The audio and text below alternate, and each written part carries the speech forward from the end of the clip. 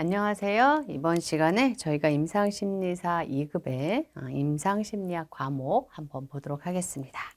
먼저 1번의 외국의 임상심리학의 역사입니다. 우리가 임상심리학 하면 심리학은 인간의 행동을 연구하는 학문이죠. 임상심리학은 특정한 개인, 어떤 정서 문제나 어떠한 행동장애, 이런 장애를 가지고 있는 그 특정한 개인에 대해서 좀 더 포커스를 맞춰서 연구하는 학문이다 라고 생각하시면 됩니다. 이러한 임상심리학의 역사, 이 역사가 보시는 바와 같이 03년, 05년 해서 2001년까지, 그죠? 2021년까지 계속 기출이 됐어요. 그만큼 이 부분이 지금 기출이 많이 되고 있다는 겁니다. 제가 이렇게 임상심리사 시험 이렇게 기출 문제를 계속 봐도 이 부분의 문제는 거의 나오는 것 같아요. 문제가 주로 어떻게 나오냐면요. 이 학자들을 순서대로 나열하는 거, 이런 것들도 기출이 되고요. 또 학자가 한 업적을 연결하는 거, 이게 잘 연결됐는지, 다 틀리게 연결됐는지 이런 것들을 구분하는 문제도 나오고요. 그러한 문제로 요 심리학의 역사, 임상심리학의 역사 부분이 기출이 계속 되고 있으니까 선생님들이 그것을 고려하셔서 이 부분을 잘 이해하시면 좋겠습니다. 1번부터 25번까지 쭉 나와 있는데 이 모든 것이 다 알아두셔야겠지만 그 중에서도 좀 중요하게 알아두셔야 하는 것 중심으로 좀 더 설명을 드리도록 할게요. 먼저 1번 보시면요. 1879년 분트가 독일의 라이프치히의 심리학 연구를 위해서 실험실을 개설했다라는 이제 표현이 나와 있습니다. 여기서 알아두셔야 하는 건 분트라는 학자예요. 분트라는 학자가 상당히 알아두셔야 되는 학자죠. 원래 심리학이라고 하는 분야는 철학 속에 들어가 있었어요. 그전에는 철학 속에 있었는데 분트를 기점으로 이게 과학적 심리학이다 이런 용어를 쓰죠. 과학적 심리학. 그래서 심리학 분야가 철학에서 과학으로 옮겨오는 계기가 분트를 통해서 기점으로 옮겨온 거다라고 이제 이야기들이 되고 있습니다. 이 분트가 무엇을 만들었다고 나와 있냐면 실험실, 그렇죠? 인간에 대해서 연구를 하는데 실험실에서 한 거죠. 실험실은 누가 하는 거예요? 과학이 하는 분야잖아요, 그렇죠? 그래서 실험실에서 인간의 심리를 연구하니까, 그러니까 과학적 심리학, 심리학의 아버지다라고 이제 분트를 이야기를 하는 거죠. 분트는 이 실험실을 만들었어요. 어디에다가? 독일의 라이프치히에 심리학 실험실을 만들었다. 이 실험실에서 주로 사용했던 방법이 내성법이라는 방법을 사용했어요. 내성법을 통해서 인간의 마음의 구조. 우리 분트가 속한 그 사조가 구조주의거든요. 구조주의는 인간의 마음의 구조. 그래서 의식이 무엇으로 구성되어 있는가 이런 것들을 보는 거예요. 그것을 내성법을 사용해서 내 안의 의식의 흐름을 말로 보고하라 그러는 거거든요.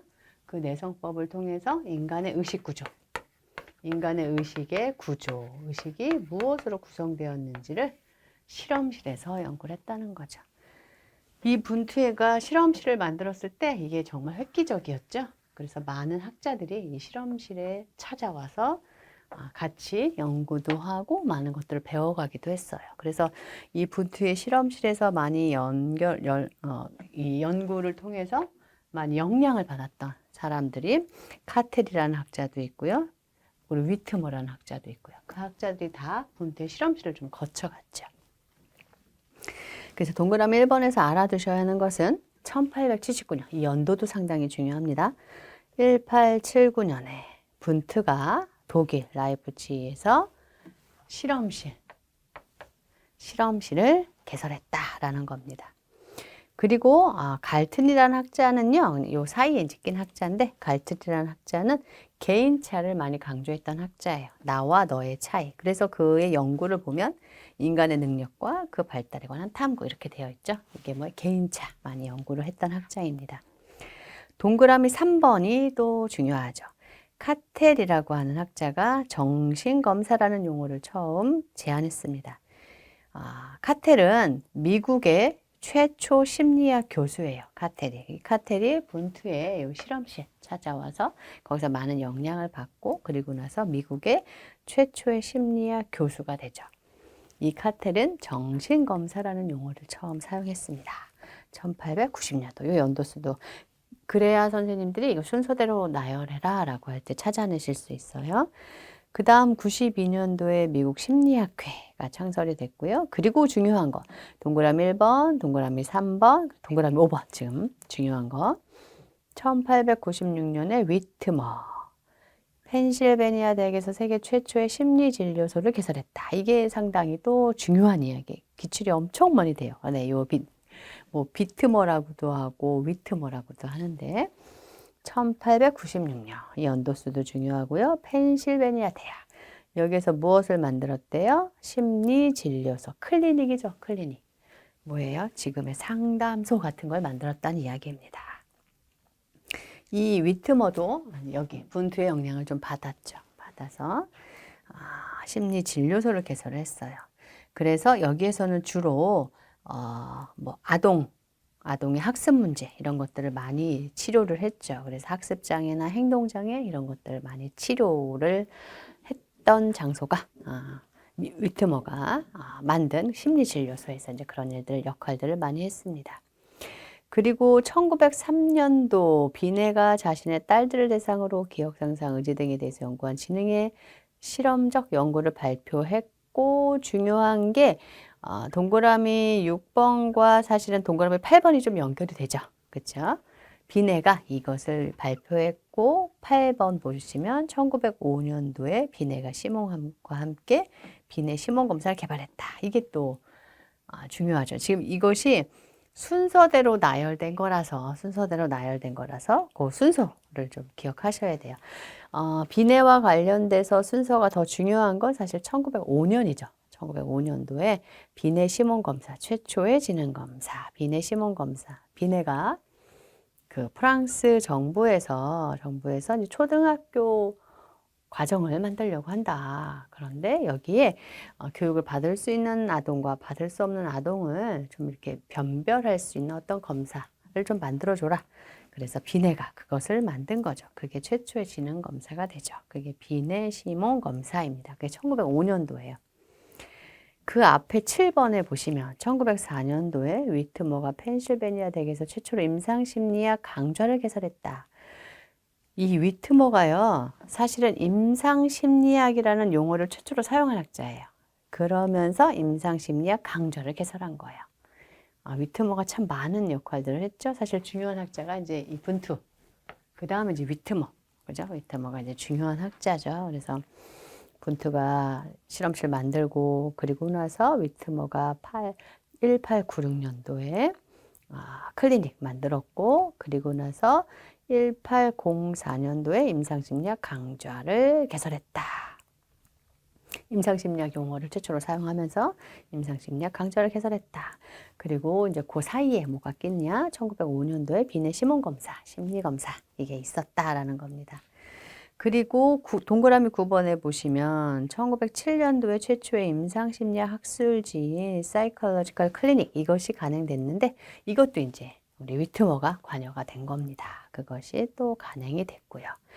그렇게 이제 위트머가 많은 역할들을 감당했고 그리고 나서 1916년도에 들어가서 터만이라는 학자 이렇게 해서 스탠포드 비네 검사 이게 1916년이다. 라고 알아두시면 되겠습니다. 그리고 이제 1차 세계대전과 함께 1917년 미국의 1차 세계대전 개입과 함께 집단 심리검사 도구인 군대 알파, 아미 알파, 그리고 군대 베타, 아미 베타가 개발이 됐다. 이것은 이제 세계대전 이렇게 이제 전쟁이 딱 일어나고 나서 그 군인들을 능력에 따라 좀 배치를 해야 되는데 그렇게 하기 위해서 좀 선별할 수 있는 검사 도구가 필요했던 거죠. 그래서 만들어진 게 아미 알파, 아미 베타가 만들어졌죠. 이 아미 알파, 아미 베타는 아미 알파는 언어성 검사고요. 아미 베타는 그것을 동작성으로 만든 검사입니다. 그래서 이런 검사들이 이제 1차 세계대전과 함께 만들어졌다라는 겁니다. 그리고 로샤 검사, 우리 심리검사 과목에서도 많이 배우셨던 그 로샤 검사, 그것이 1921년도. 그리고 27년도에 하버드 심리진료소를 프린스라는 사람이 또 개설했고요. 그리고 14번에 또 중요한 거 나오죠. 머레이와 모건이 TAT 여기 나와 있고요.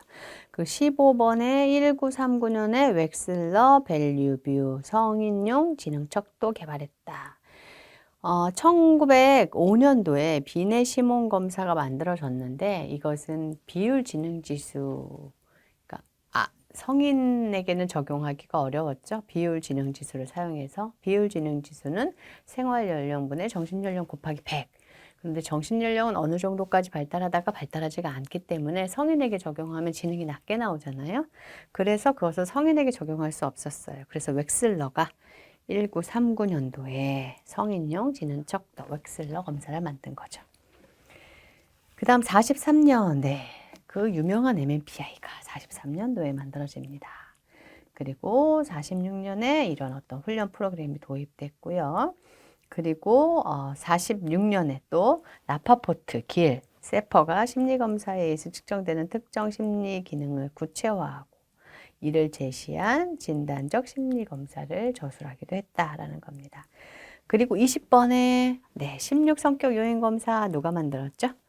카텔이 만들었죠. 카텔이 만든 16성격 요인검사가 1949년도에. 그리고 55년도에 성인용 지능검사 웨이즈가 이제 표준화됐고요. 그리고 그 유명한 MBTI는 57년도. 그리고 63년도가 되면서 미국의 케네디 대통령이 지역사회 정신건강법을 제정을 했습니다. 이 케네디 대통령 지역사회 정신건강법의 의의는 그 전까지만 해도 이 정신장애 환자들을 정신병원에서 이제 이렇게 수용하면서 치료를 진행했는데 이것이 지역사회 건강법 이런 것과 함께 이제 그런 움직임 속에서 만들어진 거죠. 지역사회 중심으로 이제 그 장애 사람들을 도와주기 시작했죠. 그래서 지역사회 정신건강증진센터 이거 중심으로 국가적인 지원이 확대되는 그런 어떠한 흐름과 연결되는 게 1963년 케네디 대통령에 의한 지역사회 정신건강법이다라고 보실 수 있겠습니다. 그리고 제일 마지막에 74년도 엑스너가 여러 학자들의 노샤 검사에 대한 연구를 종합해서 노샤 종합 체계를 고안했고 이걸 바탕으로 이제 노샤 검사가 많이 해석이 되고 있죠. 이 흐름들, 이 흐름들을 쭉 알아두셔야 됩니다. 중요한 거 다시 한번 짚어보면 동그라미 1번에 1879년 분투 이게 중요하다 그랬죠. 그리고 동그라미 더 중요한 거 3번 뭐 카텍의 정신검사 이것도 기출이 된 적이 있어요. 요 사이에서. 그리고 중요한 게 5번이죠.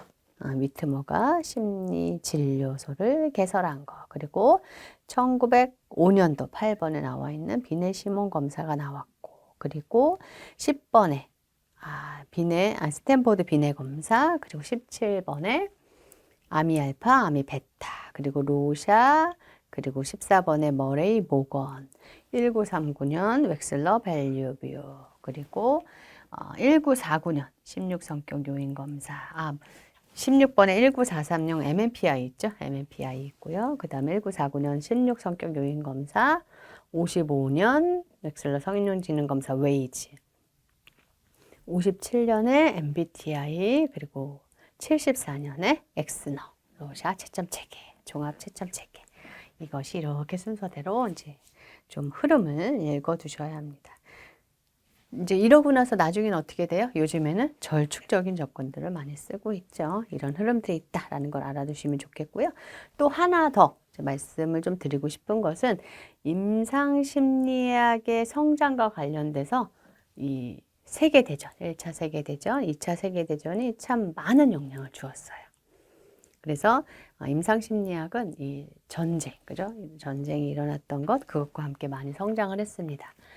왜 그러냐면 전쟁이 이제 이렇게 일어나고 나면, 발발하고 나면은 그것을 바탕으로 뭐 군인들을 배치하는 것에 배치하기 위한 검사 도구도 필요했고, 전쟁 이후에 많은 사회의 어려움들이 있잖아요. 그 전쟁 후유증을 많이 앓게 되잖아요. 그러니까 그들을 치료해야 되는데 이 의사들만으로는 치료하기가 어려운 거죠. 그러면서 이제 임상심리학자들도 많이 나오고 많이 발전하고 성장했습니다. 그래서 1차 세계대전을 통해서 심리학자에 의한 평가 활동의 지속과 확장이 일어났어요. 그래서 심리검사 개발이 아주 많이 일어났죠. 그러면서 심리학계에서 갈등이 좀 직업적 갈등, 우리의 위치, 정체성 이런 움직임들이 일어났습니다. 그리고 심리학자들의 임상심리학자들의 역할이 아주 많아지는 그런 영향을 미쳤고요. 2차 세계대전을 통해서는요. 임상심리학이 획기적인 발전을 하게 돼요. 획기적인 발전. 그리고 임상심리학이 아주 인정을 많이 받게 됩니다. 인정을 많이 받는 계기를 갖게 되죠. 그러면서 2차 세계대전이 진행되고 있을 때 그 후반쯤에 1949년도에 보울더 모델, 과학자 전문가 모델 이것도 확립되는 그런 흐름들이 있었다라는 것을 또 알아두시면 좋겠습니다. 그 핵심 예제 한번 보시면 최초의 임상심리학이라는 용어를 사용했던 학자, 최초의 심리진료소, 네, 누구죠? 네, 우리가 2번에 있는 위트머의 학자, 유명한 학자죠. 이런 문제들이 이제 쉽게 나오면 이런 문제들이 이걸 알고 계시면 너무 쉬운 거죠. 근데 한 번도 들어본 적이 없으면 너무 어려운 문제죠. 이렇게 이제 기출이 되고 있다라는 걸 알아두시면 되겠습니다. 그 다음 2번에 우리나라 임상심리학 역사 보도록 하겠습니다. 사실은 외국의 임상심리학 역사는 기출이 아주 많이 돼요. 뭐 거의 계속되는데 우리나라의 임상심리학 역사는 사실은 기출이 예전에 한번 나오고 그 뒤로는 거의 안 나오고 있어요. 참 이 임상심리학 역사 말고 우리나라의 어떠한 뭐 다른 문제들은 기출이 되고 있는데 이 역사와 관련돼서 그렇게 문제가 많이 나오지는 않고 있습니다. 그래도 한번 나왔던 거니까 우리가 이제 한번 좀 정리를 하고 넘어가면 좋을 것 같아요. 2번 우리나라 임상심리학 역사. 우리나라 한국의 임상심리학은요. 전문 학회를 바탕으로 출발하고 성장을 했어요. 지금도 학회가 상당히 중요하죠. 학회가 상당히 중요합니다. 그것이 이제 초창기부터 이제 출발과 성장도 이제 전문 학회를 통해서 진행됐다라는 겁니다. 우리나라 임상심리학 역사는 요 시기를 좀 알아두셔야 돼요. 여기 지금 단락으로 잘 나눠져 있죠. 여명기, 태동기, 개척기, 정착기, 발전기 이 흐름 알아두셔야 되고요. 여명기는 1945년까지다. 그래서 이것은 심리학이 이때 도입이 됐다라는 거고요. 태동기는 60년까지 흐름이고요. 이때 학회 나왔죠. 46년에 학회 나왔죠. 조선심리학회. 이것이 나중에 한국심리학회로 이제 계층이 되는데요. 이런 것들이 있고 또 심리학과도 개설되고 임상심리학 강의도 개설되고 이게 이제 태동기다. 심리학과 임상심리학 강의 뭐 이런 것들이 태동기에 들어가는 거죠. 개척기에 들어가면 이제 어떤 어떤 조직, 그죠? 분과회 이런 것들이 이제 생깁니다. 그래서 개척기는 73년도까지다.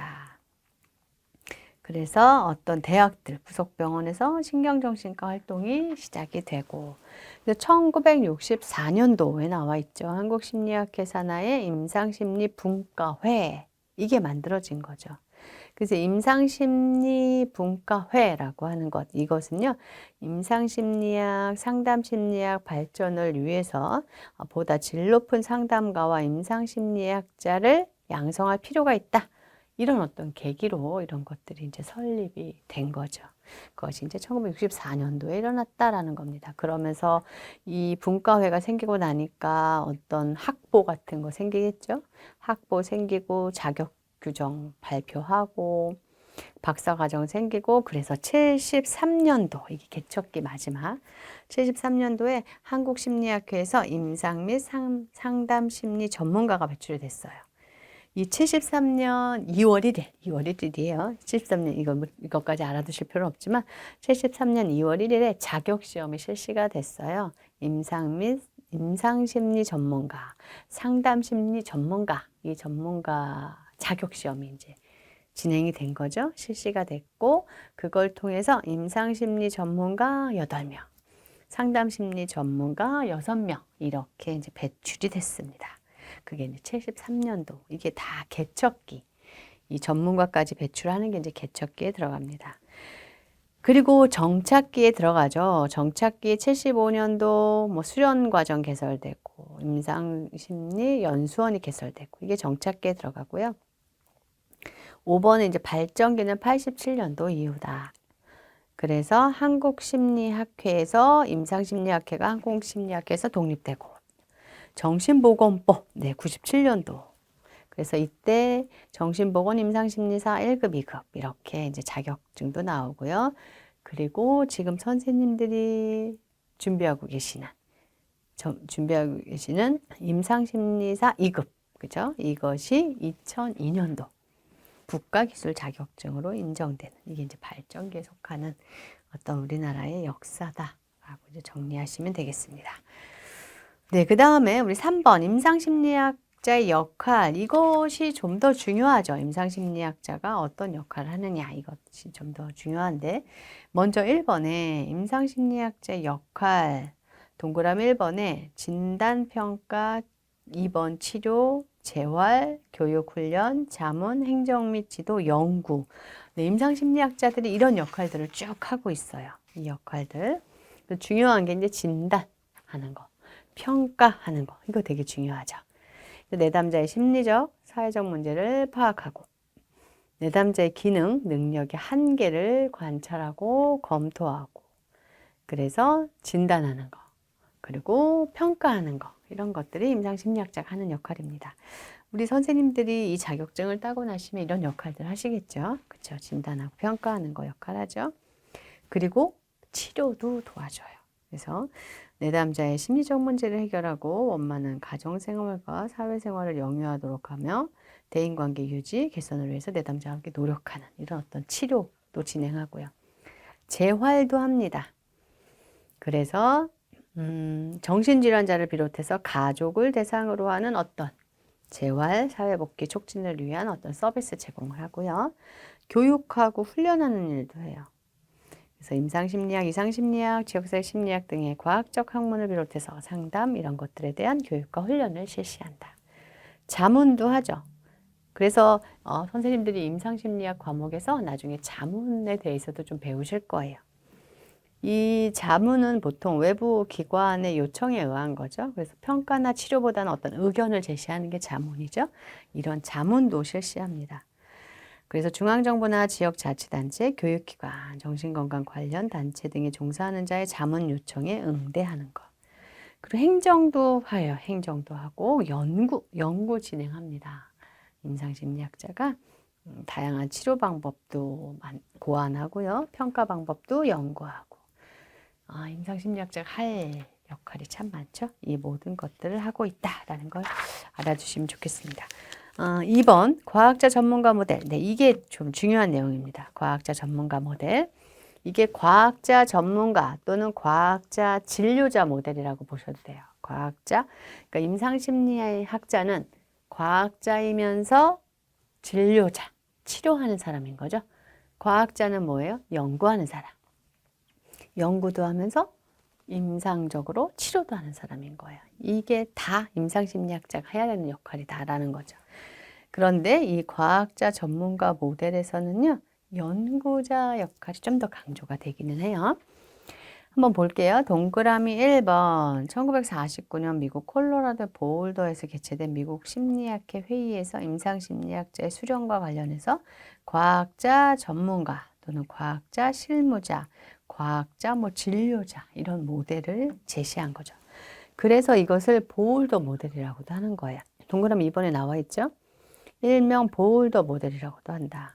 임상심리학자의 수련, 학제 간 관계 형성을 통해서 진단, 평가, 연구, 치료에 중점을 둔 심리학적 영역이 부각되었다.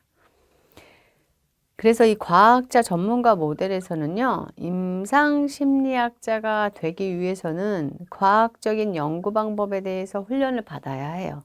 그래서 뭐예요? 박사과정까지 막 공부하잖아요. PhD 받아야 돼요. 또 감독자의 지도하에서 전문적인 경험을 해야 돼요. 이게 뭐예요? 수련을 받아야 되는 거죠. 이 과학자 전문가 모델에서 제시하고 있는 게 그거예요. 과학적인 연구 방법에 대해서 훈련받아야 되고 이것은 학교에서 학위 과정을 통해서 받죠. 그리고 감독자, 뭐 슈퍼바이저 등이 되겠죠. 감독자 지도하에 전문적인 경험. 그래서 수련 많이 받잖아요. 그렇죠? 그러니까 수련을 받아야 되는 것과 관련되는 게 이 과학자 전문가 모델입니다. 동그라미 3번에 보시면요. 기본적으로 과학과 임상실습의 통합적 접근을 통해서 임상심리학자가 과학자이자 서비스 제공자, 과학자이자 전문가라는 얘기죠. 동시에 수행할 것. 그래서 대학원 과정에서 두 가지 역할을 결합할 것을 주장한 거죠. 그래서 우리 선생님들이 임상심리사가 되려면 어느 수준 이상의 학위가 있어야 되잖아요. 그렇죠? 학위. 그리고 어느 정도 이상의 수련 기간이 또 필요하죠. 그것이 다 이런 것들과 좀 관련이 되죠. 동그라미 4번. 과학자와 전문가로서의 역할을 동시에 훈련받아서 이론적, 학문적, 응용적, 임상적인 역량을 강화할 수 있겠죠. 임상 장면에 적용 가능한 연구 방법론을 개발하고 그것에 능숙한 임상가가 되어야 되고 인간 행동을 이해하기 위해 연구자로서 끊임없이 연구하는 동시에 전문가로서 인간 행동 변화를 실천해야 된다.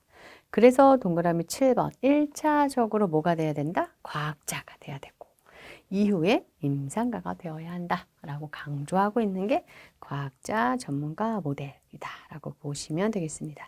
사실은 이 과학자 전문가 모델이라고 하는 것은 필기에서도 기출이 많이 되지만 실기에서도 기출이 많이 돼요. 그래서 실기에서도 이걸 써라. 이게 뭐냐.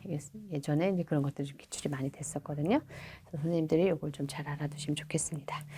그 다음 3번에 정신건강 임상심리사 업무 범위 이것이 우리나라에 정신건강 전문 요원이 있어요. 정신건강 전문 요원, 이제 보건복지부 안에 들어간 정신건강 전문 요원 안에는 정신건강 임상심리사가 있고, 정신건강 간호사가 있고, 정신건강 사회복지사가 있어요. 그래서 정신건강 전문 요원, 그 업무가 이렇게 나눠져 있죠. 그래서 이것이 한번 이제 기출이 좀 된 적이 있죠. 공통 업무, 그리고 개별 업무가 있어요. 각각 맡은 업무들이 있어요. 먼저 이제 공통 업무는 정신재활시설을 운영하는 거, 정신질환자를 재활훈련, 생활훈련 하는 거, 정신질환자 가족 권익을 보호하는 거, 보장하는 활동, 또 어떤 보호 신청, 또 정신질환자 등에 대한 개인별 지원 계획 수립, 또 어떤 조사나 연구, 재활, 사회적응, 그리고 사업 수행, 교육 이런 것들을 정신건강 증진활동 이런 것들을 해야 되는 게 공통 업무고요. 근데 개별 업무도 중요하죠. 임상심리사, 정신건강 임상심리사는 정신질환자 등에 대한 심리평가와 교육 주로 한다. 그리고 서비스, 심리상담과 서비스 지원을 한다. 간호사는, 정신건강 간호사는 간호 필요성, 간호란 단어가 들어가죠. 그리고 건강증진이 들어갑니다. 정신건강 임상심리사는 심리안정이라는 단어가 들어가고요. 정신건강 간호사는 건강증진이라는 단어가 들어가죠. 사회복지사는 사회서비스, 사회란 단어가 들어가겠죠. 그리고 정신질환자 등과 그 가족에 대한 사회복지 서비스 이런 것들을 시행한다라는 것을 알아두시면 되겠습니다. 네, 이렇게 해서 이번 시간에는 저희가 외국의 임상심리학 역사, 우리나라 임상심리학 역사, 그리고 임상심리학자의 역할 내용 중심으로 한번 살펴보았습니다. 수고하셨습니다.